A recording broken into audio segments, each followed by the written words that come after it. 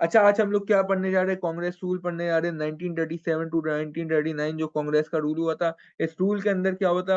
Muslims के खिलाफ ज़ुल्म हुआ था। कांग्रेस टायरनी थी, कांग्रेस ने बहुत ज़्यादा एट्रोसिटीज़ की और मुस्लिम्स के साथ बहुत ज़्यादा ज़ुल्म किया था।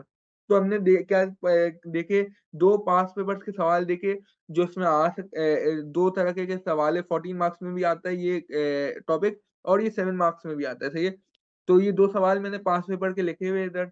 के 7 मार्क्स में क्या लिखा हुआ है, why did the Muslims object the rule of Congress party between 1937 to 39।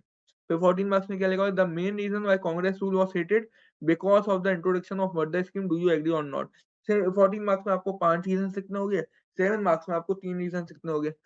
तो पहला पॉइंट हमने क्या पढ़ा है, टायरनी ऑफ कांग्रेस के अंदर क्या पढ़ा है, एंटी मुस्लिम रिफॉर्म्स या एक्टिविटीज़। कांग्रेस ने कुछ ऐसी एक्टिविटीज़ या कुछ ऐसे कंट्रोवर्शियल रिफॉर्म्स को इम्प्लीमेंट किया, जो मुस्लिम्स या नॉन हिंदूज़ के खिलाफ था।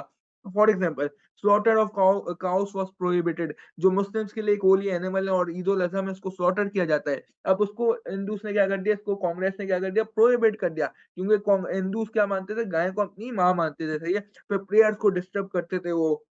नमाज़ों के वक़्त स्लॉटेड पिग्स को फेंक दिया करते थे। नमाज़ों के वक़्त प्रोसेशंस होते थे, रैलीज़ निकालते थे, शोर मचाते थे, सही है? जो उनकी नमाज़ों को डिस्टर्ब करते थे, सही है? मुस्लिम्स को इस्लाम फ़ॉलो नहीं करने दिया जाता था। हिंदी को ऑफ़िशियल लैंग्वेज बना दिया गया था। रिलीजियस उलमास को मारा जाता था, ताकि वो इस्लाम से डिनाउंस करे या नमाज़ें नहीं पढ़ाए, अज़ान नहीं दे, सही है? अज़ान को वो बैन कर दिया था। अज़ान करने नहीं देते थे उलमास को, सही है? ये क्या आपका एंटी मुस्लिम रिफॉर्म्स है या एक्टिविटीज़ है? ये आपका एक पैराग्राफ बन जाएगा। दूसरा पैराग्राफ क्या है? वंदे मातरम। वंदे मातरम क्या था? इसका एक अलग से भी 4 मार्क्स का सवाल आता है। वंदे मातरम क्या था? एक सॉन्ग था। किसने लिखा था? एक बंगाली नॉवेलिस्ट थे, बंगाली नॉवेलिस्ट था बंकिम चटर्जी, इसने ये ब वंदे मातरम लिखा था। ये सॉन्ग मुस्लिम्स के खिलाफ क्यों था? क्यों मुस्लिम से अपोज़ क्यों किया इस गाने को?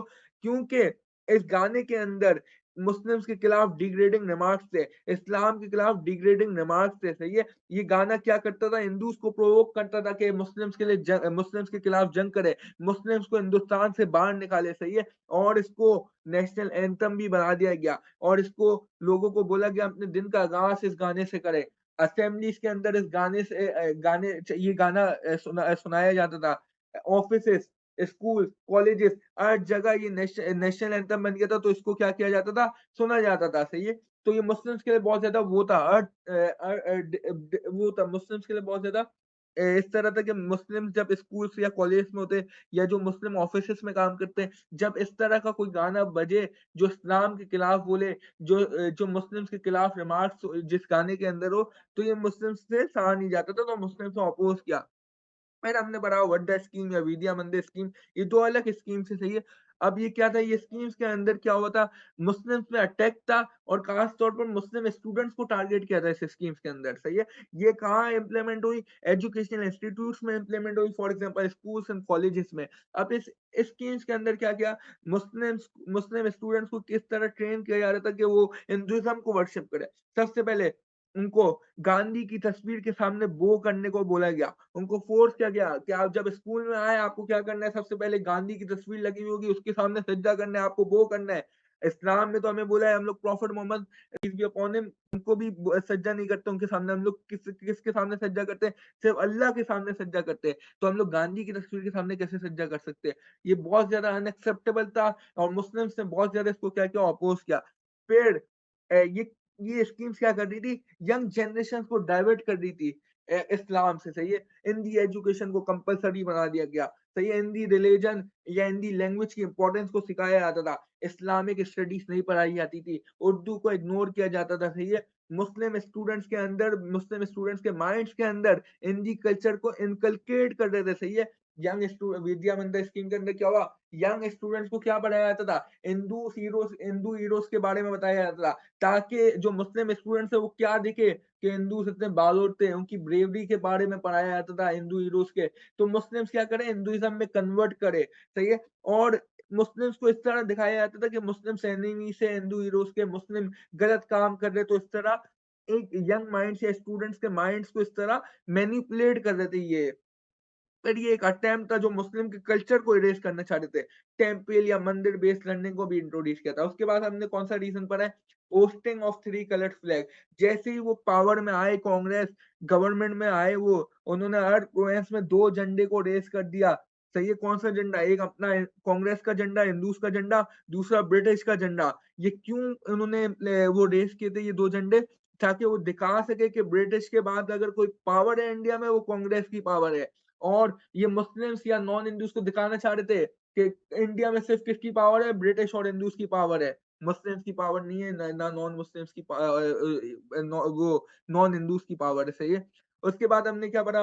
मुस्लिम मास कॉन्टैक्ट कैंपेन। ये एक साजिश थी, ये एक हिंदूज़ की स्ट्रैटेजी थी। ये कांग्रेस इसमें इस मुस्लिम मास कॉन्टैक्ट कैंपेन में क्या कर रही है? कांग्रेस चाह रही है मुस्लिम की पावर पॉलिटिकली ब्रेक करे, मुस्लिम लीग की रूट्स को कट कर दे। इसमें क्या करेंगे? कांग्रेस के जो प्रोमिनेंट लीडर्स थे, अब वो मुस्लिम के लीडर्स को कॉन्टैक्ट करेंगे। वो उनको टेम्प्ट करेंगे, वो उनको लालच देंगे, वो चाह रहे कि मुस्लिम लीग में से मुस्लिम्स को वापस कहाँ लेके आ जाए? कांग्रेस में लेके आ जाए।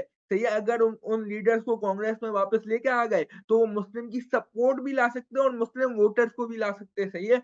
तो ये एक बहुत ज़्यादा इनकी साजिश थी, सही है? ये साजिश में अगर वो कामयाब हो जाते, तो मुस्लिम लीग बहुत बुरी तरीके से डैमेज होती, मुस्लिम पॉलिटिकली बहुत पीछे चले जाते, सही है? लेकिन ये मूवमेंट फेल हो गई और दूसरी बात मुस्लिम लीग को भी एक अवेयरनेस मिल गई कि ये इन तरह की भी साजिशें कर सकते हैं, तो फ्यूचर में हमें क्या रहना है, हमें हमें संभल के रहना है कि हमें कोई भी इनके ट्रैप में नहीं पड़ना, सही है? फिर हमने आखिरी पॉइंट क्या पढ़ा है? हिंदी मुस्लिम राइट्स भी बहुत कॉमन थे।